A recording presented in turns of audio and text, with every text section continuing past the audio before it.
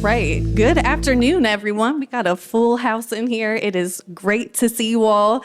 This is a day that has been a long time in the making, so we're super excited that all of you can join us today. I want to start off first by recognizing some of the people who have joined us today for this momentous occasion.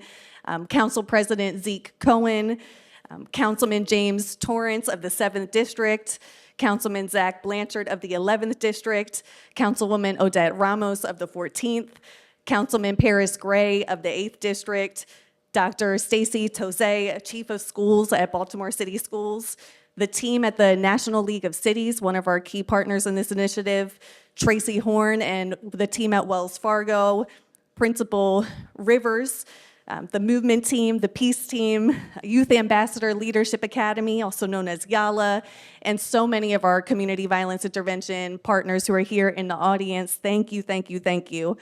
My name's Stefanie Mavronis, Director of the Mayor's Office of Neighborhood Safety and Engagement. I know Mayor Scott wishes he could be here today. He has been a huge champion for this work. Unfortunately, he is at home sick, but he wanted me to thank all of the partners who came out here today on his behalf. So sincerely, thank you. In the original Comprehensive Violence Prevention Plan, Mayor Scott set forth a vision to fund and implement violence intervention and prevention programs for school-aged youth. The school-based intervention program was born from that charge. At the mayor's direction, the team at MONSE and our partners have been hard at work to stand up this pilot program that we're here to talk about today at 4 of our high schools: Carver, Digital Harbor, Edmondson Westside, and Merville. And Mayor Scott wanted to make sure that we were doing this the right way in partnership with city schools and community-based organizations who we knew would be equipped to handle this critically important work.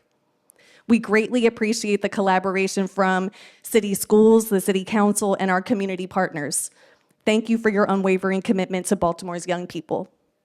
Without that collaboration and collective desire to stand up this innovative program, we would not be here today. The work officially began at the start of the 2024-2025 school year with the movement team administering the program for Digital Harbor and Carver on day 1 of the school year, followed by the peace team starting implementation at Merville in October, and YALA launching the program at Edmondson Westside officially earlier this month. As you can see, each school has been paired with community-based organization uniquely suited to meet the needs of that school community. And when we say it takes all of us to end violence in our city, we have to include Baltimore's young people. That is our present, that is our future in our conversations. Starting in January, we'll be pairing 8 student ambassadors per school, 2 for each grade level, with our community-based partners to assist with the program implementation, serve as credible messengers with their peers, and help drive this work. As part of the pilot, school-based specialists are working with youth, school administrators, and families to shift community norms about the acceptability of violence, create a positive school climate, strengthen problem-solving and conflict management skills, strengthen students' academic performance, and provide counseling for students at the highest risk of violence. This includes intervening in conflicts or violence involving students, mediating conflicts inside our schools, working with other community-based partners to address incidents in the community that have the potential to travel into our schools, counseling students engaging in high-risk activities, training youth ambassadors and the broader school community in conflict mediation, providing enrichment activities, coordinating resources and service referrals, and case management. Building an effective, comprehensive community violence intervention ecosystem means tailoring programs specifically designed to support Baltimore's young people and giving them the tools that they need to peacefully resolve conflicts. This collaborative partnership is about fostering positive norms within our school communities and supporting the continued growth and success of our students.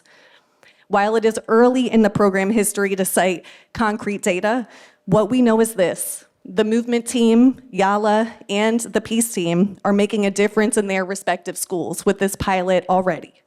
Our principals are noticing a difference in the atmosphere of their schools, and early data suggests that our school-based intervention workers are having a positive impact on school safety. The movement team has already documented 46 mediation sessions and 25 instances where they were able to intervene in conflicts before they escalated at Digital Harbor and Carver so far this school year. We've also received good feedback on in-class restorative conversations, which are another crucial part of establishing these positive norms in our school communities. Following the conclusion of this pilot, our plan is to evaluate program efficacy and let the data guide us as we make decisions for scale and expansion. It's our hope to take this program to more schools across our city. Before I turn this over to city schools, I want to also recognize the National League of Cities. I mentioned they are a key partner in this initiative. They've provided technical assistance to MONSE to help drive the successful implementation of this program. I also want to recognize Wells Fargo, who committed $700,000 to help support this initiative, alongside $130,000 from our Casino Local Impact Fund and $180,000 from the Bureau of Justice Assistance. With that, I'm going to turn it over to one of our key partners in this initiative, City Schools Chief of Schools, Dr. Stacey Tose.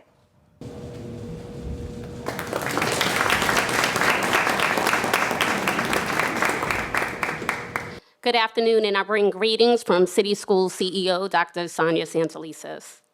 We're pleased to participate in the School-Based Violence Intervention Program pilot, a collective effort across city schools, city agencies, and community organizations. By equipping our young people with conflict resolution skills, we're helping them focus on their education, well-being, and futures both inside and outside of school. Despite reductions in crime across the city, we know too many young people still struggle with conflict resolution and behaviors that take time away and focus from their education. This program addresses those challenges directly.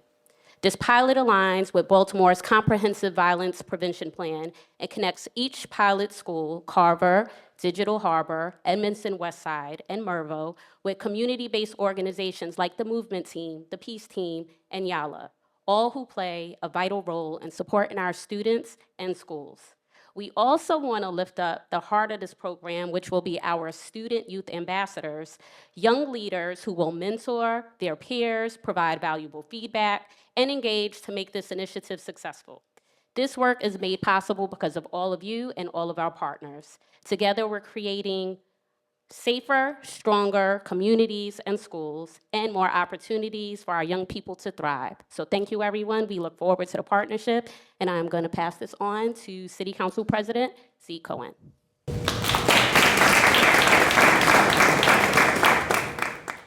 Thank you, Madam Chief, and thank you to all the folks that are here. Let me just start by thanking Mayor Scott for his leadership in this space. I think it needs to be stated every time we do a big press conference like this that Baltimore City is experiencing some of the sharpest declines in homicide and non-fatal shootings of any American city right now. And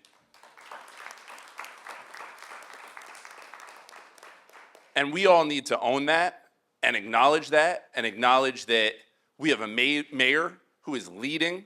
We have a governor who loves on our city all the way from Annapolis. We have a state's attorney who's doing the work. We have a school system that's deeply engaged. Thank you to Commissioner Coy, who I see as well.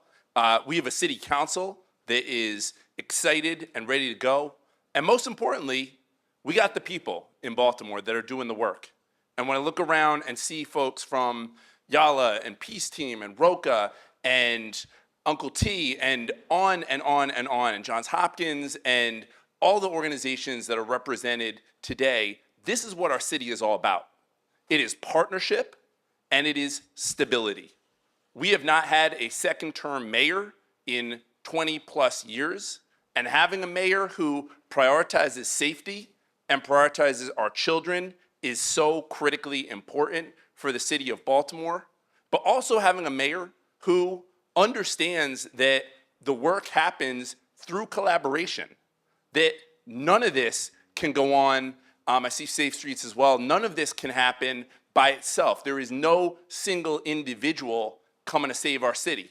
But it is through collaboration, it is through partnership, it is through us all rolling up our sleeves, digging and working together that we will continue to see these incredible declines in violence. And I want to say this because I'm a former city schools teacher, and I'm a dad who's sending my kids to Baltimore City Public Schools. So for me, it is deadly serious, and it is very personal, which is that we have got to teach our young people the skills of conflict resolution, the skills of restorative practices, to have men and women modeling for them what it means to be a woman or a man, what it means to stand tall in your identity, no matter what it is. To have those kind of influences for our children to see is so critically important.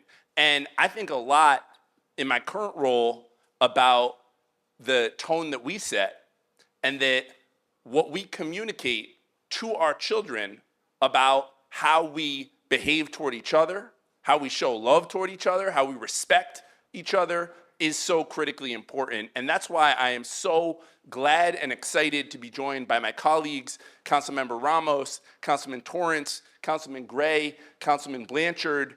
I am so excited about the City Council and the energy that we've already seen right out the gate. But the last thing that I want to say, and I'm really glad that we are here and that we're in this beautiful library.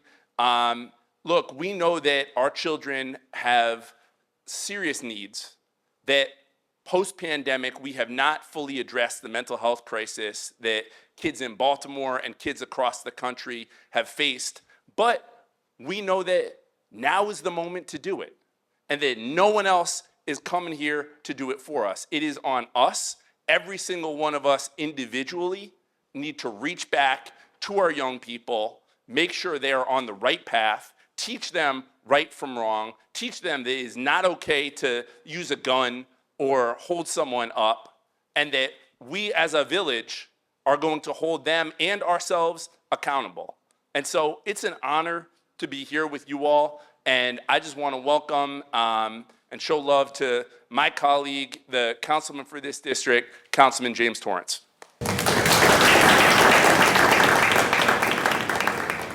Thank you, Mr. President, but also it is great to be home. For those who don't know, I'm a proud 2005 graduate of Carver Vocational Technical Senior High School. But to my classmates in the audience, one of whom I made fun of saying that he was in the Hall of Fame 10 years ago, and we've only been out of school almost 20 years. But we're gonna figure that out. But to my other classmate who's still here doing the work for equity, but also my good friend Sam Barris, who was here. We remember when this beautiful library was not beautiful. We fought hard before the 21st Century Project to get the $18 million to make this building accessible, but also beautiful for every young person to come here, right? It's only incumbent that we have this press conference here because it was a conversation between the mayor and I talking about violence in schools. I saw the suspension data from Carver. I saw the violence that happened last year. I saw the culture in this building that now has shifted because we have a new leader, has shifted because we have partners on the ground.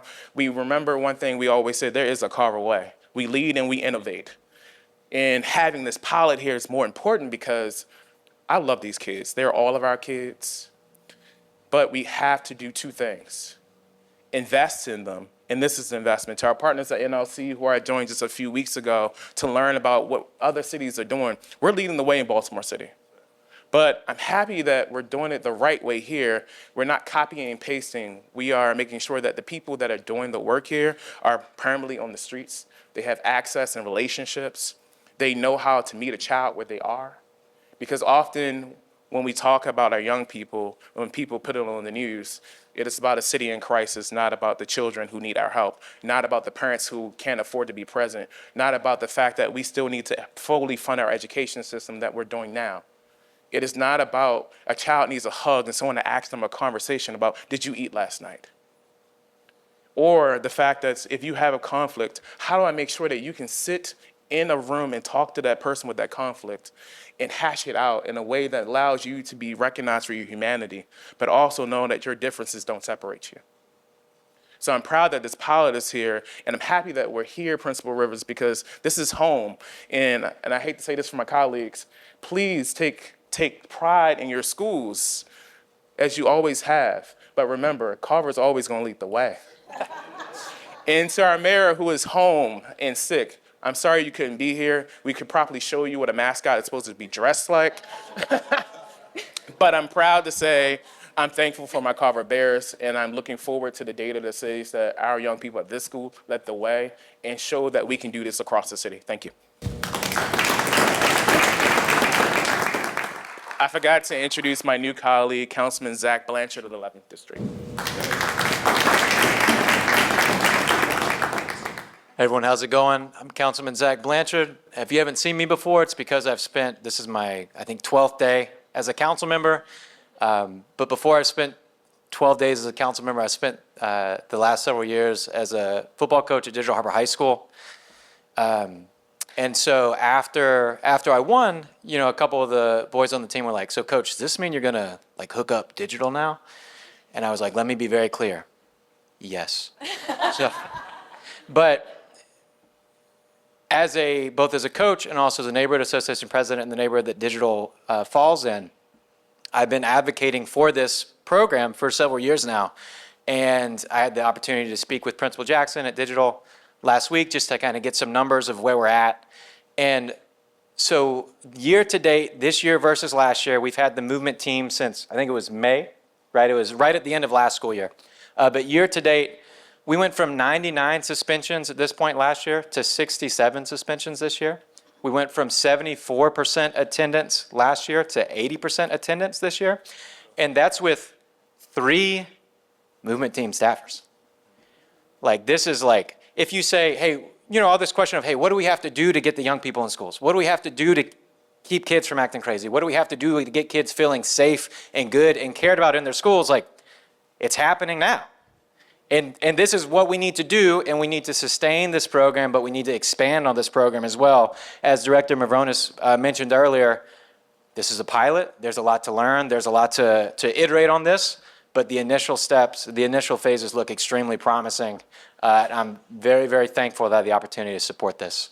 And with that said, I'll turn it to the incorrectly dressed Councilman Gray from the 8th District. Good afternoon, everybody. I feel like I'm at the wrong school, but I definitely have on the right colors. So good afternoon. My name is Paris Gray. I am the representative for the 8th District, Southwest Baltimore. Emerson Westside High School is in my district, so that's right. Let's hear it. I'm happy to be here today for the official launch of this pilot. As we all know, we had the tragic loss at the Emerson Village Shopping Center of a young man that was gone way too soon. And the effects and what we heard from the community was we want change and we want action. And I'm happy to stand here today and say this is just a part of a very important step to bring that change in action. What we're doing is empowering our students to have conflict resolution skills. Not only that, they'll be ambassadors walking through the hallways, not only bringing peace to students, but also bringing them in to buy in on a process that's really, really pivotal. I want to thank those students for being a part of the process. I want to thank MONSE for always being an advocate, not only for safety in our communities, but also in our schools. I want to give a big shout out to our community-based organizations. That is one thing that I've really, really cared about and honed in on during my campaign, was making sure that people know that our community-based organizations are the folks that are on the ground each and every day. They know the kids, they're the credible messengers, and they're the ones that can get in front of a situation before it starts. And it's about time that they start to get not only the recognition, but the resources and the collaboration from the city and from other folks to make sure that they are bringing the change that we need. So thank you, Roka, and a big thank you also to Yala and Mama B. We're going to definitely talk. But yeah, I'm just really excited to be here today. And I just know together with our educators, with our students, with our community-based organizations, we're going to bring the change and bring the focus back to learning. That's what we're here to do. And we know that things outside of the community sometimes comes into the school. So what we need are folks around the community to also be in the school to make sure that we bring a sense of calmness and for our kids to become the leaders of tomorrow and not the news and not the headlines of today. And so I just want to thank Mayor Scott. I want to thank MONSE. I want to thank our city council, and I want to thank you guys for being here. And I want this to make sure this is on the 6 o'clock news. This is on the 11 o'clock news, and this is there tomorrow to say that we're not a city in crisis. We're a city on the move. We're a city that's going to be great, and we're going to do this together. And without further ado, I just want to introduce the great councilwoman, Odette Ramos.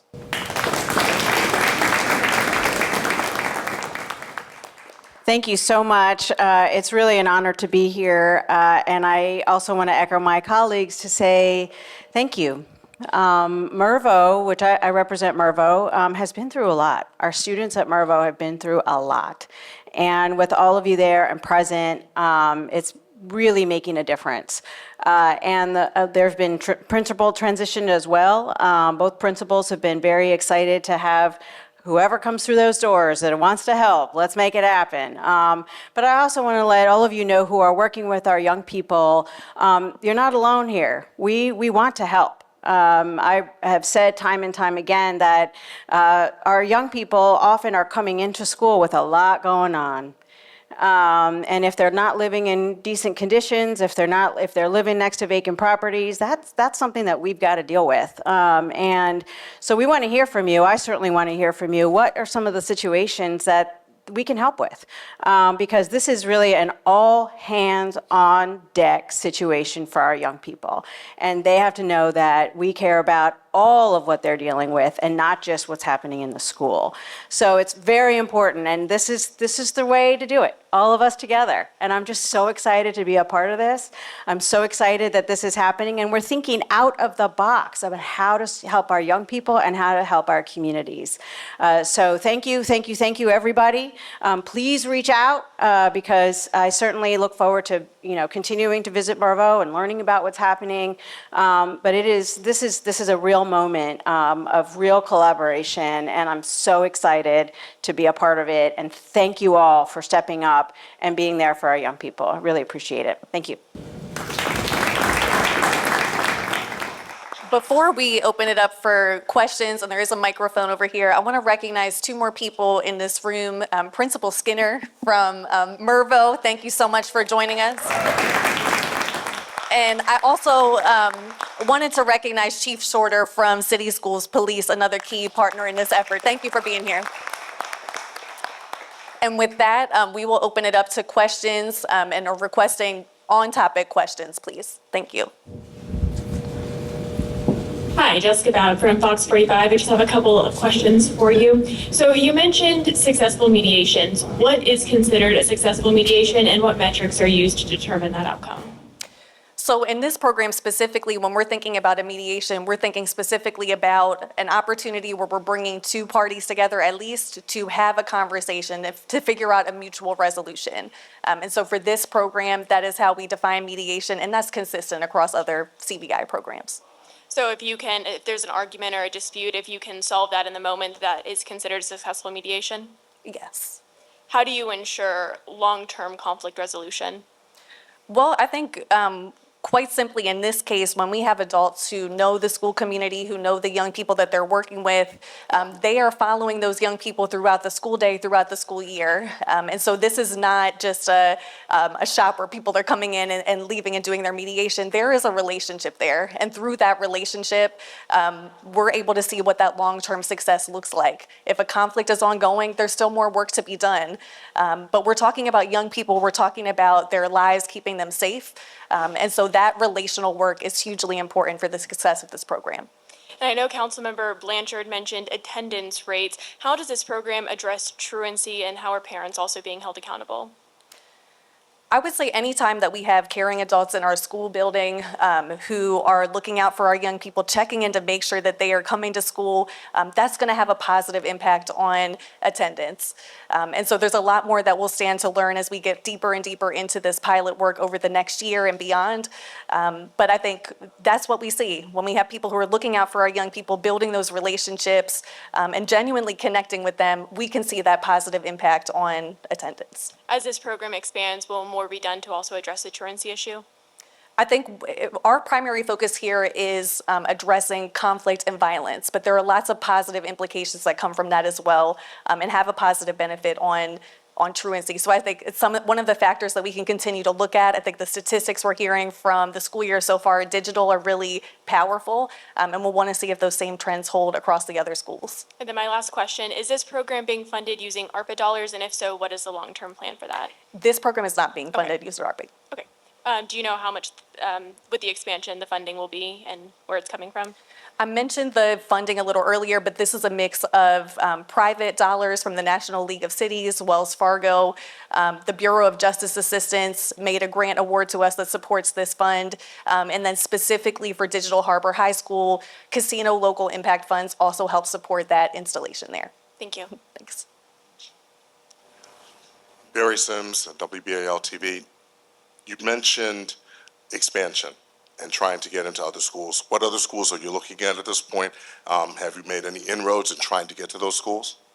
We're starting with the first 4 schools in this pilot. So every time I have a conversation about this work, and I'm sure my colleagues at city schools can say the same, everyone wants something like this in their school community. We want to make sure through this pilot, we're supporting these 4 schools, we're able to evaluate that work and then decide from there where the data tells us we should go and also where the community really wants us. We have to make sure that our school communities have the capacity to take on this work in collaboration with us. But it's too early to say right now which schools will be considered in the future. And can you describe exactly what the student ambassadors will be doing and what, you mentioned them, but we didn't get a lot of details about what they're going to be doing. So like I mentioned earlier, we'll be identifying the student ambassadors starting at the top of the year. Their role is really to do that peer-to-peer outreach and engagement. And so when we think about who has credibility to work with our young people, having that peer aspect is incredibly important. So making sure both that they are helping create and reshape the culture and norms of the school communities, they are engaging with their fellow students, that they are helping make connections to services and referrals where appropriate. These student ambassadors will also be playing a key role in how this program is ultimately implemented. We want our young people and their leadership to be at the forefront of this work as well. So really excited to showcase more of that work as we get them on the roster at the top of the year. Thank you. Carson Swick with the Baltimore Sun. Just got a couple for you. So some of our recent reporting has dealt with the chronic absenteeism issue. Some of the students have attributed their absences to concerns about violence on the way to and from school, in addition to just in the buildings itself. How do you see this new program working to resolve those kind of concerns beyond a physical school building setting? Is this what'd you say?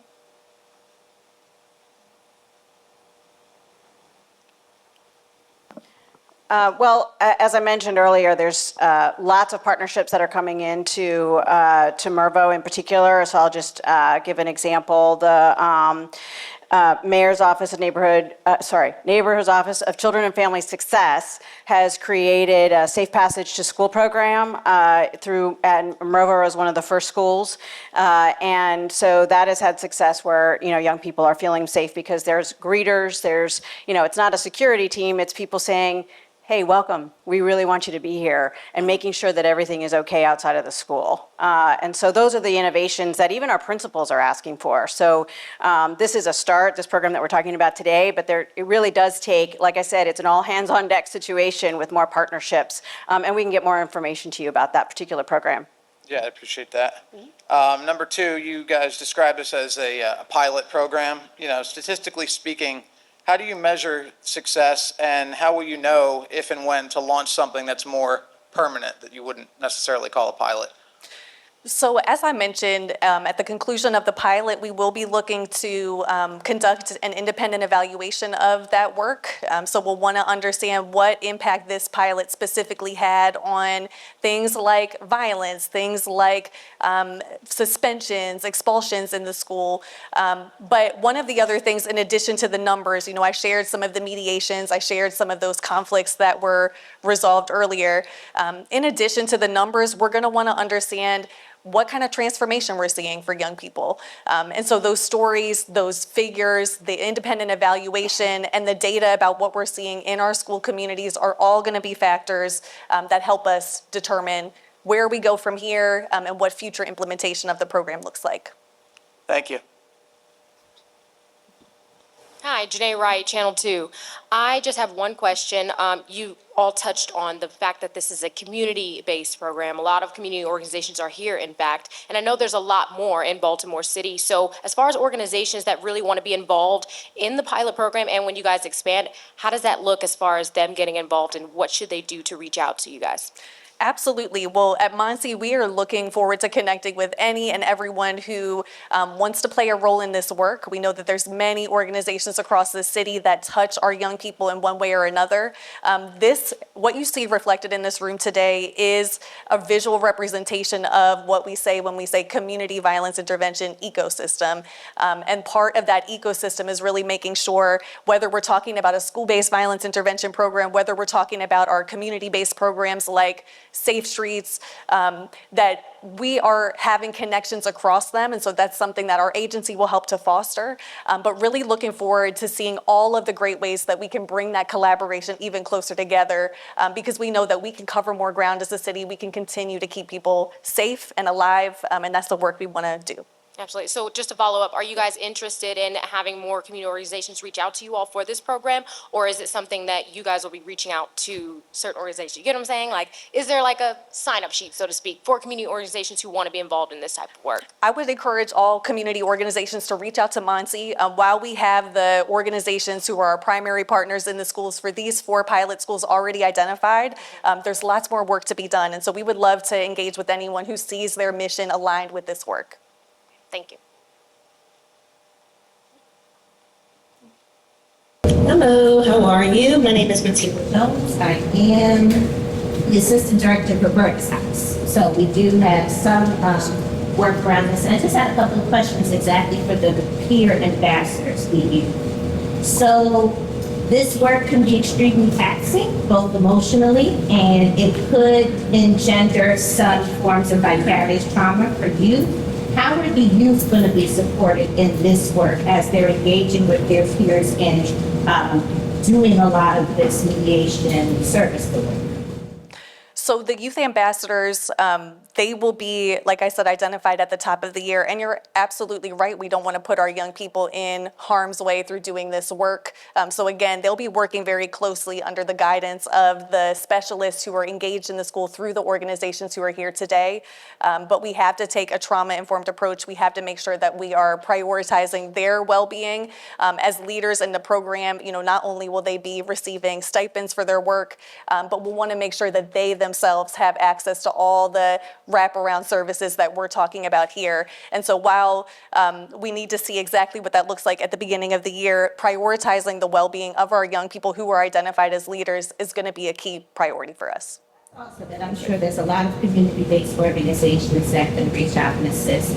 My last question would be, oftentimes are you dealing with a lot of adverse childhood experiences that kind of create a lot of social and emotional challenges? How can we ensure that after this service delivery is over, students are getting the right types of supports?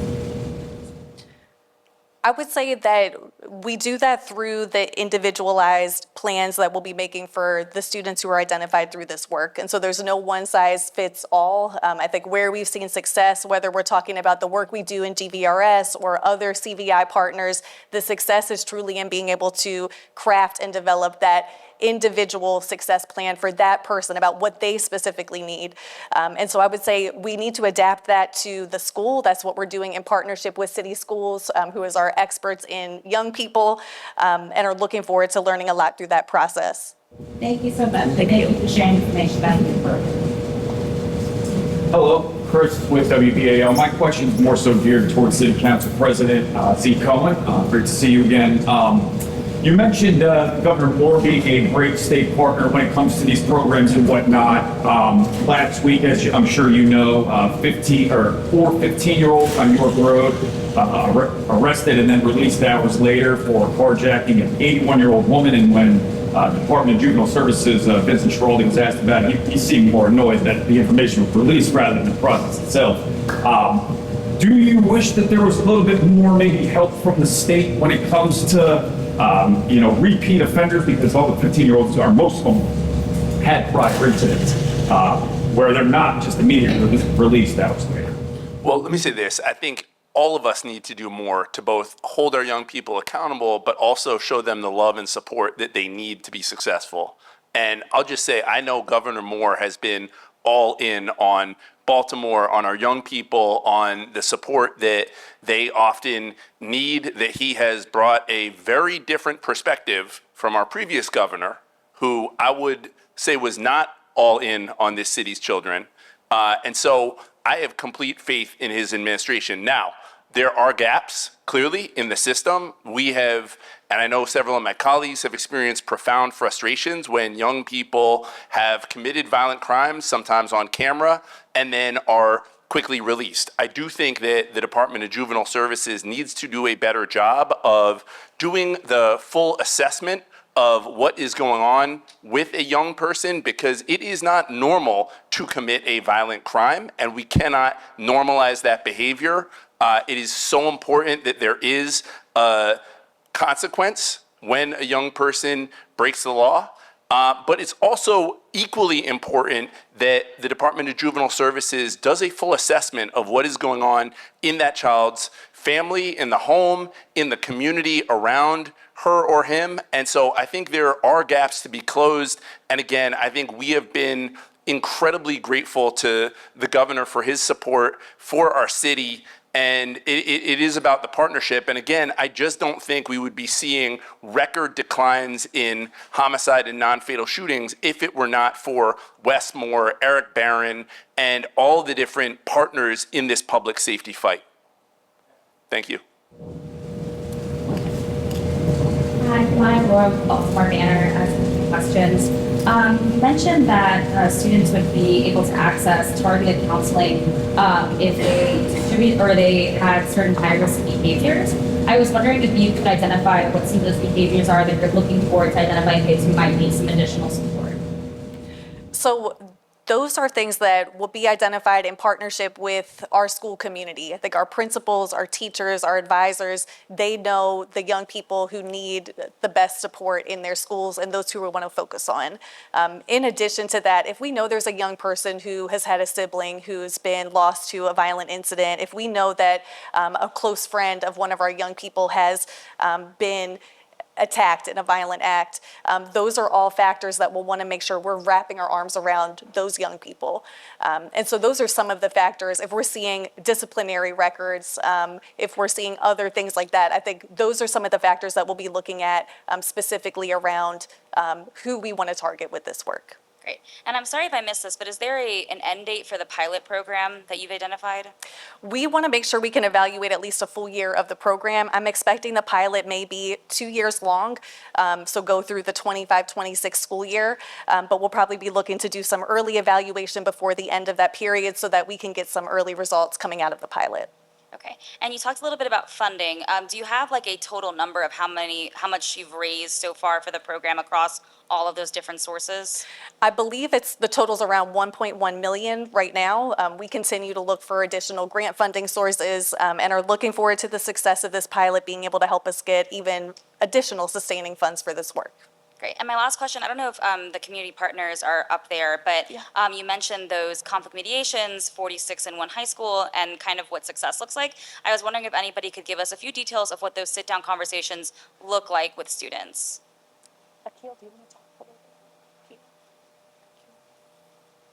Hello, everyone. Kia Crowder, the movement team. So Digital Harbor has had great success with mediations and sitting down with students. And those mediations look like when just young people just can't see eye to eye. And those conversations are being had to make sure that they're able to connect in a way, maybe understanding each other better, maybe understanding the whys, understanding why they've gotten into the situation they're in, and then what is the result? What is our end game here? And so being able to understand what that end game is how we are allowing the students, one, having voice and having the choice to decide for themselves how they're going to, get through this conflict, what sitting down looks like, and then hopefully walking away with a better understanding of what it is that the problem stemmed from and then where we're going as a result of. And we've had great success with that, maybe not in the realm of looking at students and saying this is your fault or you did something wrong, but getting them to understand, getting them to be able to, really just sit down and go through the things and have conversations on the whys. Thank you. Thank you. You're welcome. Great. Thank you all. Thanks so much.